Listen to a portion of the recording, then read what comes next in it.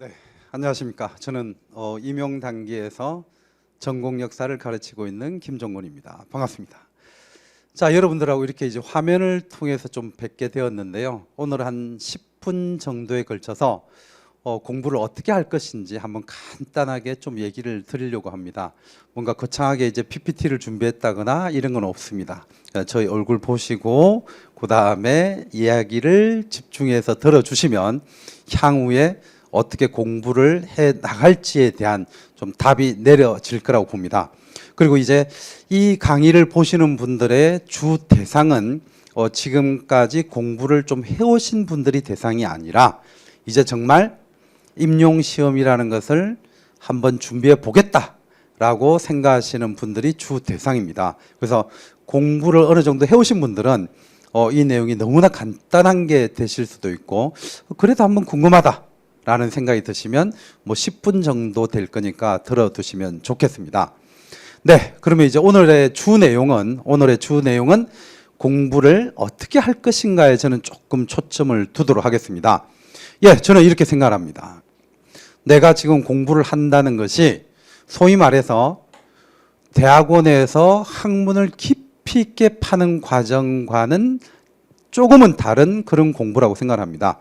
지금 이제 선생님이 되시려고 하는 많은 분들이 어떤 과정들을 거쳐서 사범대 역사교육과를 들어갔을 수도 있고요. 아니면 일반적인 사학과 계통으로 들어가서 나는 선생님이 꿈이다라는 것을 이제 실천하고 그것을 실현하기 위해서 노력을 하고 계신데 그 공부 방법이라고 하는 게 저는 대학원에서 공부하는 것처럼 어느 한 분야를 깊이 있게 공부하는 방식과는 조금 다르다는 말씀을 드리고 싶어요. 그럼 어떤 식의 차이점이 있느냐 하면 일단 우리 시험이라고 하는 게 이런 걸 물어봅니다. 네 가지 파트에서 물어보죠. 소위 말해서 이제 이래저래 들어보셨을 건데 역사를 가르쳐야 한다라고 했을 때 역사 가르치는 것에 대한 교육론에 대해서 공부를 하셔야 되고 그 다음에 나머지 부분은 뭐가 되느냐 하면 한국사, 그 다음에 중국사가 주가 되겠지만 우리는 흔히 이제 동양사라고 표현을 하고 그 다음에 이제 서양사 해서 플러스 기타사까지 공부를 해서 시험을 보는 거죠. 그렇게 공부를 해서 시험을 본다고 생각을 해보면 이거는 하나의 주제나 이런 것들을 논문 쓰듯이 깊이 있게 들어가는 형태가 아니라 어떻게 해야 되겠습니까? 좀 폭이 넓으면서 어느 정도의 깊이를 갖춰야 하는 그런 공부 방식을 가져야 합니다. 단순하게 우리가 바라본다면 이렇게 네 개의 영역에서 공부를 해야 되는 것이지 하나의 주제를 파들어가는 형태는 아니다라고 생각을 해주셔야 됩니다. 다만 또 선배님들이나 이런 분들에게 아니면 교수님들에게 얘기를 들으신 분들이 있을 건데요. 최근에 시험 경향이 조금씩 어려워지더니 작년 시험 문제는 확실히 수험생들에게는 꽤나 큰 그런 좀 어려움으로 다가왔습니다. 자, 그것도 아주 중요하거나 정말 누구나 알아야 될 주제 속에서 좀 더 깊이 들어가는 형태도 있지만 그 사이사이에 여러 가지 사실들을 알아가야 되는 형태로 어려움이 실제로 존재를 했었어요. 그래서 제가 지금 표현하고 싶은 것은 공부란, 즉 시험 공부란 적절한 깊이와 그다음에 적절한 넓이를 갖추고서 준비를 해 주시는 게 좋습니다. 그래서 이 적절한 넓이와 적절한 깊이라는 게 어떻게 생각을 해보면 굉장히 추상적인 얘기로 들으실 수가 있는데요. 그것에 대한 기준은 정해져 있습니다. 이것에 대해서 어느 만큼의 기준을 가지고 넓이와 깊이를 가질 것인가 했을 때는 그 기준은 두 가지를 저는 말씀드리고 싶은데 하나가 뭐냐 하면 우리는 아이들을 가르쳐야 합니다. 그렇기 때문에 그 가르쳐야 한다는 것에서 교과서적인 지식을 기본적으로 갖추어야 합니다. 이것도 2014년도 이후에 변화된 시험을 가지고 우선 말씀드리면 2014, 2015, 2016년도에는 교과서의 비중이 지금보다는 좀 더 많았어요. 다만 끊임없이 많은 수험생이라는 입장에서 놓고 보면 수험생들은 계속 공부를 하죠. 그런 과정이다 보니 난이도를 조절해야 되고 그 난이도를 조절하는 과정에서 교과서의 비중이 조금씩 낮아지고 있는 현실은 분명히 맞습니다. 그러나 그렇다고 해서 교과서를 버리시는 것은 절대로 안 됩니다. 우리가 수없이 많은 지식들을 외우고 공부하고 그것을 가지고 시험을 보는 게 아니기 때문입니다. 그 수없이 많은 것 중에서 우리들에게 일정하게 제한을 하는 요소는 바로 아이들에게 가르쳐야 할 내용을 기본으로 삼고 그 기본에서 깊이를 가져간다는 것. 네, 그렇게 이제 공부의 범위를 한번 정해 주셨으면 좋겠고요. 그 다음에 그 더 깊은 내용은 어디에서 확인을 하셔야 되느냐 하면 바로 이런 전공서에서 확인을 하셔야 됩니다.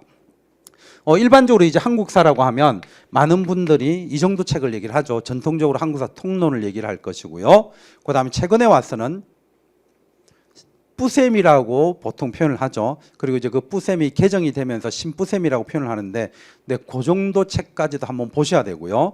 거기에 끊임없이 출제하시는 선생님들이 가지고 들어가는 책이 다시 찾는 우리 역사라는 책이에요. 그래서 기본적으로 한국사에 대한 깊이는요, 3종 정도의 내용을 어느 정도 인지하시는 게 필요합니다. 한국사 통론, 다시 찾는 우리 역사, 그리고 뿌셈. 네, 이렇게 3권 정도에 좀 더 집중을 해주시고, 더 깊은 내용과 확실하게 내가 좀 인지를 했으면 좋겠다고 하는 것은 뿌셈이라는 책을 좀 더 추천하는 바입니다. 나머지는 통사로 조금씩 써져 있기 때문에 그 통사는 스스로가 충분히 읽어낼 수가 있을 거예요.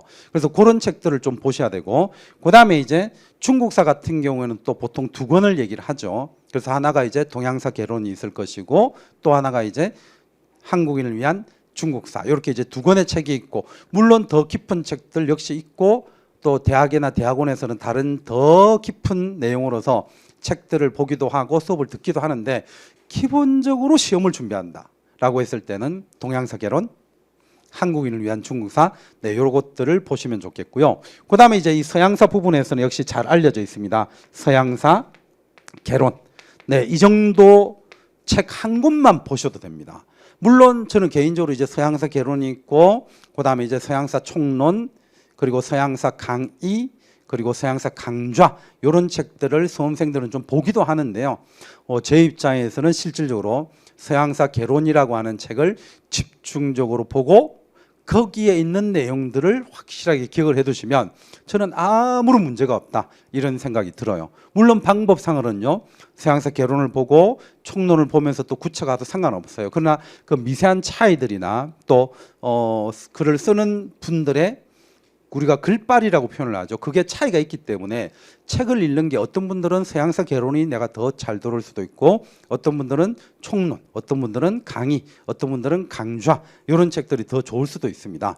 네, 각설을 하고 제가 말씀드렸던 기본적인 책들을 앞으로 지속적으로 계속 봐주시기를 바라고요. 그리고 소위 말하는 역사교육론, 이 부분은 사범대 출신이든 아니든 간에 많이들 어려워합니다. 그 어려워하는 이유들은 이 내용들이 나한테 잘 다가오지 않기 때문에 그런 게 가장 큽니다.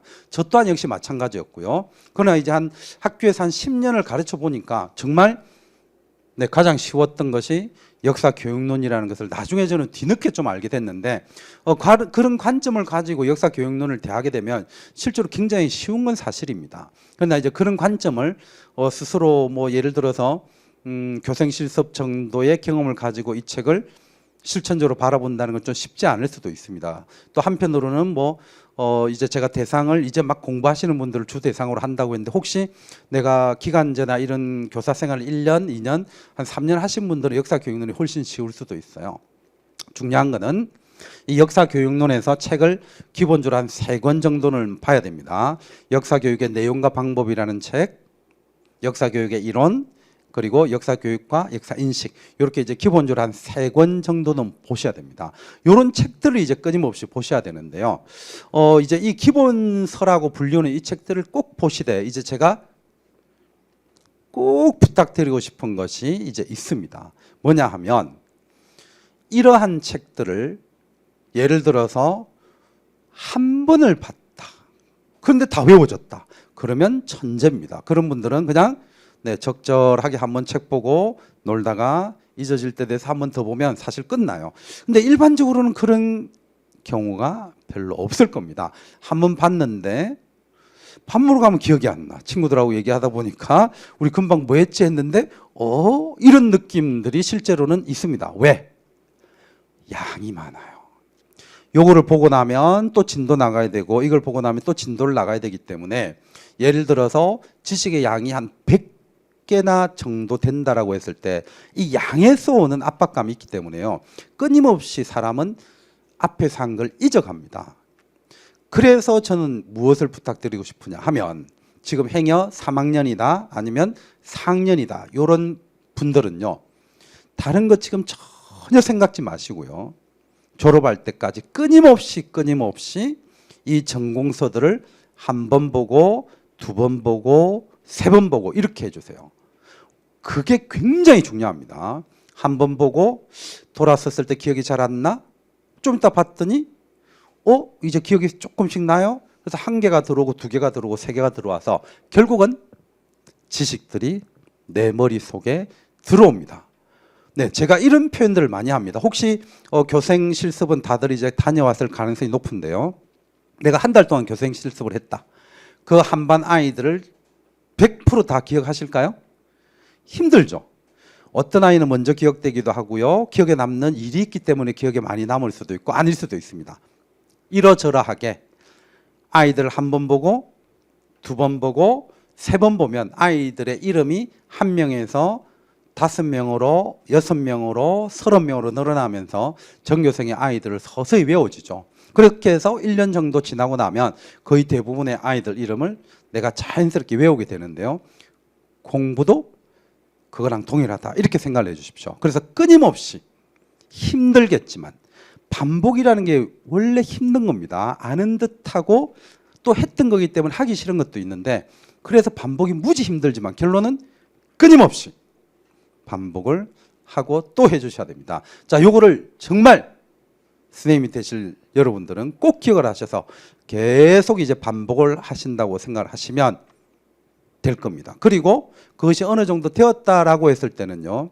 처음에 이제 교과서도 어느 정도 보시는 게 좋다고 했는데 교과서 플러스 스스로 한번 기출문제를 통해서 내가 답을 쓸 수 있는지 그리고 문제는 어떻게 출제되고 있는지를 역시 판단해 두시는 것도 시험에 좀 빠르게 접근하는 하나의 방법이 됩니다. 그래서 전공서를 가장 기본으로 해서 끊임없이 반복해서 봐주시고 교과서도 보셔두는 게 좋고요.